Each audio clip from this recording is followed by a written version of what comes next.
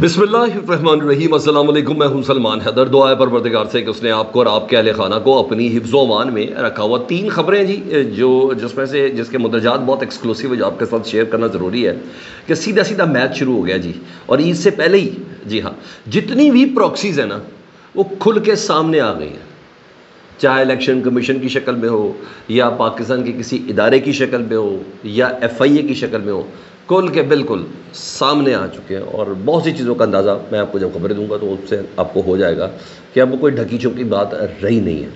ٹھیک ہے جی، پراکسی پہ میرا فوکس۔ ہاں، جسٹس قاضی فائز صاحب کا بہت بڑا امتحان شروع ہو گیا ہے، اور یہ امتحان جو ہے واقعی کسی فیصلے تک ضرور لے کے جائے گا ان کو۔ دفعہ 144 نافذ ہو گئی ہے، یہ اس کی کیا وجہ بنی ہے؟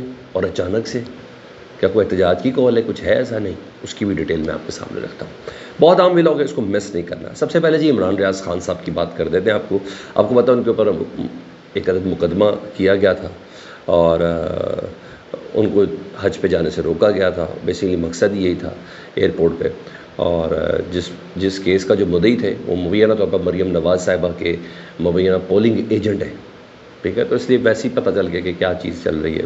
اور جو گواہ تھا وہ ڈاکٹر تھا، وہ ڈاکٹر خود کہتا ہے کہ بھائی میں نے تو زندگی میں 1-2 بار ملاقاتیں ضرور ہوئی ہیں، میری ان پہ اچھی لائق سے لائق ضرور ہے، میں نے اب یہ کون سی بات ہو گئی؟ تو بہرحال وہ مقدمہ جو ہے تو ایسا کوئی معاملہ ہے ہی نہیں۔ تو بیسیکلی مقصد تھا عمران ریاض خان صاحب کو حج سے روکنا، اور میرا خیر اپنا یقین ہے اللہ عمران ریاض خان کا صاحب کا یہ حج قبول کرے، یہ حج قبول کرے پروردگار، کیونکہ ہم نے تو یہی سنا کہ کسی نے اپنے حج کے پیسے بھی کسی غریب کو دے دیے نا، تو ایسے واقعات ہم نے بچپن میں سنے کہ کہا گیا کہ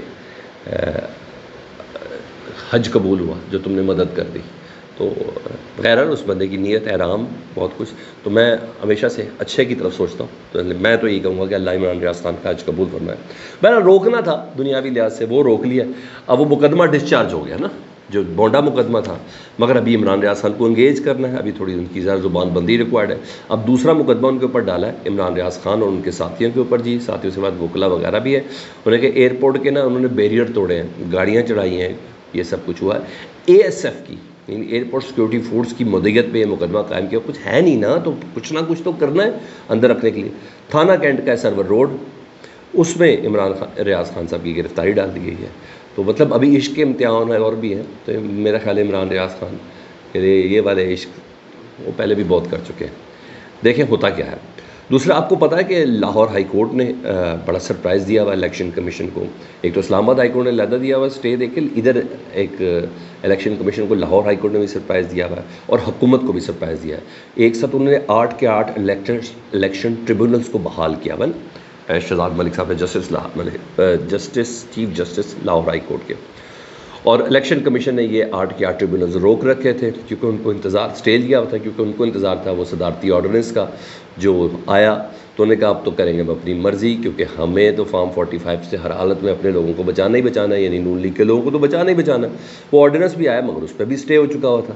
تو اب الیکشن کمیشن اور حکومت ہو گئی ہے بے بس، اب کریں کہ اب جتنی سپیڈ سے کیسز شروع ہونے ہیں تو وہ تو سب چیزیں کھل کے سامنے آ جانی ہے۔ اب کیا ہوا، حکومت اور الیکشن کمیشن دونوں بے بس ہوا، اور ریٹائرڈ ججز سے متعلق ایسے حکم آ چکا ہے کہ جب تک فیصلہ نہیں ہوگا ریٹائرڈ ججز کو ٹریبونل میں نہیں لگایا جائے گا۔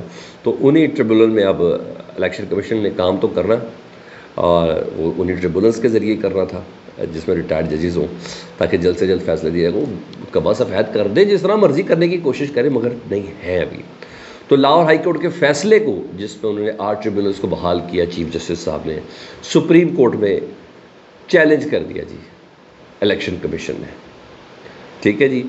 اور اس کیس کو کل ہی سماعت کے لیے مقرر کرنے کی بھی چیف جسٹس آف پاکستان کو درخواست کر دی ہے کہ کل ہی نہ اس کو سماعت کے لیے مقرر کریں، اور کل سماعت کے لیے مقرر ہو بھی سکتا ہے، اور وہاں قاضی فائز صاحب ہے چیف جسٹس آف پاکستان۔ تو مگر چھوڑے ساری باتوں کو، بھاگ دوڑ چیک کرے الیکشن کمیشن کی بس، تو آپ کو اندازہ ہو جائے گا کہ الیکشن کمیشن کس کی پراکسی بنا ہوا ہے، بنا ہوا تھا، بنا ہوا ہے، اور کیا ہے۔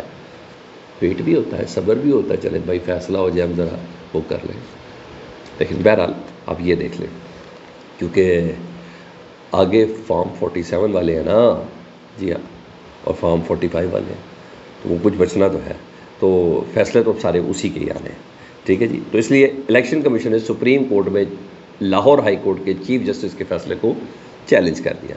ادھر یہی نہیں جی، سیفر کیس آپ کو میں دوسری پراکسی بتا رہا ہوں. سیفر کیس میں آپ کو پتا پروسیکیوشن ہی بہت زیادہ کمزور تھی. ٹرائل کورٹ کو جس طریقے سے لے کے جایا گیا، آدھی رات تک کیسز چلائے گئے، حق کے دفاع ختم کیا گیا، گواہان پہ جرا مکمل نہیں کرنے دی گئی، یہ سب ہوا. پھر ایک فیصلہ دے دیا گیا، اس فیصلے کو چیلنج کیا گیا اسلام آباد ہائی کورٹ میں، یہ سب اجلت میں سزائیں دی گئی. تو جس بنیاد کے اوپر یہ کیس قائم تھا وہ کیس ہی بونڈا. تو اب آپ کو پتہ اسلام آباد ہائی کورٹ نے فیصلہ دے دیا. تو جو فیصلہ دے دیا عمران خان صاحب اور شاہ محمود قریشی صاحب باعزت بری ہو گئے. مگر ایف آئی اے نے یہ بتانا ہے کہ سیفر کیس میں عمران خان اور شاہ محمود قریشی صاحب کا ہم پیرا پورا دے رہے ہیں نا. تو ہم نے بڑی زبردست پروسیکیوشن کی. تو ایف آئی اے نے بھی عمران خان اور شاہ محمود قریشی صاحب کی جو بریت ہے اس کو چیلنج کیا ہوا. حالانکہ اس سے پہلے اس کیس میں سپریم کورٹ عمران خان صاحب کی ضمانت دے چکے ہوئے تھے، لیکن یہ تو کیس بالکل دوسرے طریقے سے چلایا گیا تھا.